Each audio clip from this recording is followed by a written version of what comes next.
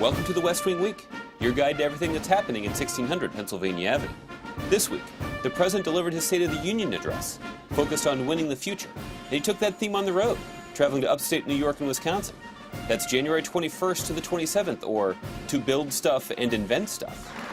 We're going to build stuff and invent stuff. On Friday, January 21st, the President traveled to Schenectady in upstate New York, accompanied by several members of the New York congressional delegation.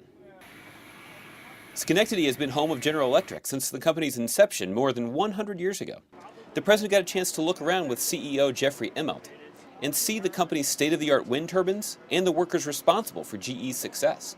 It's a pretty impressive looking place. This is a real factory. This is a serious factory. Companies like GE, who specialize in advanced manufacturing, are at the heart of restoring American competitiveness. Just one of the reasons President Obama is naming Jeffrey Immelt the chairman of his Council on Jobs and Competitiveness. But in an ever-shrinking world, our success in these efforts will be determined not only by what we build in Schenectady, but also what we can sell in Shanghai. For America to compete around the world, we need to export more goods around the world. That's where the customers are, and we want to sell them products made here in America.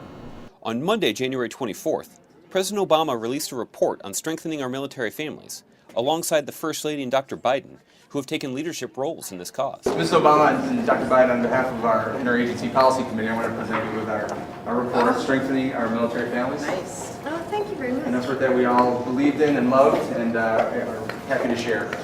Wonderful. This is huge. Just so that you know. The President also held an event in the East Room to pay tribute to these families, the unsung heroes of our armed forces, and to underscore his commitment to mobilizing the entire administration in support of America's troops, veterans, and their families.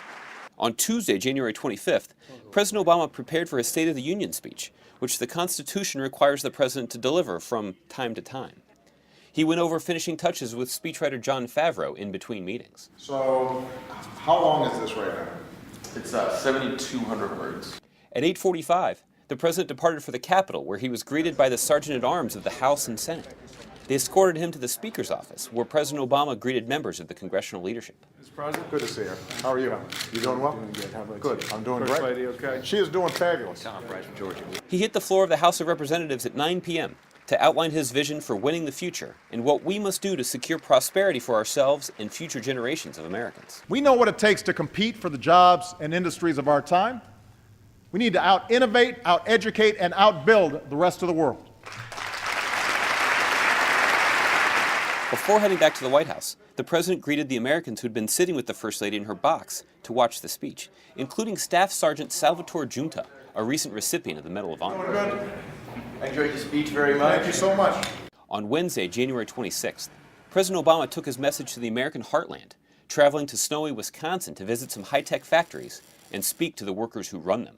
The first stop was at Orion Energy Systems, a company that designs, manufactures, and deploys energy efficiency and renewable energy technology. Bring the old light fixtures back that we take out and do a complete recycling here. We harvest all the precious metals and nothing is landfilled.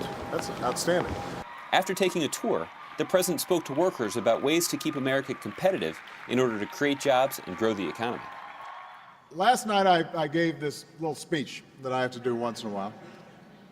And what I said was, in this new and challenging time, when America is facing tougher competition from countries around the world than ever before, we've got to up our game. We're going to need to go all in. We're going to need to get serious about winning the future. Before heading back to Washington, President Obama also got the chance to tour the Scana Aluminum Company and Tower Tech Systems. The high-tech manufacturing on display at all these factories in Wisconsin will be a big boost to Americans all over the industrial heartland, putting Americans to work doing what Americans do best, out-innovating, out-inventing, and out-competing anyone in the world.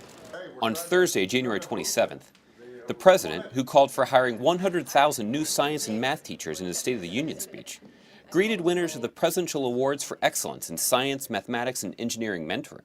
This is my number one priority, is making sure that our kids can compete in math, in science, in technology, and the only way that happens is that they're getting support in the classroom, but also outside the classroom. That afternoon, as part of a week-long effort to engage the American people in a conversation about the State of the Union, President Obama answered questions submitted by people across the country via YouTube. We got all these old media people here, you know, what are they looking at? To view the full conversation, go to youtube.com/askobama.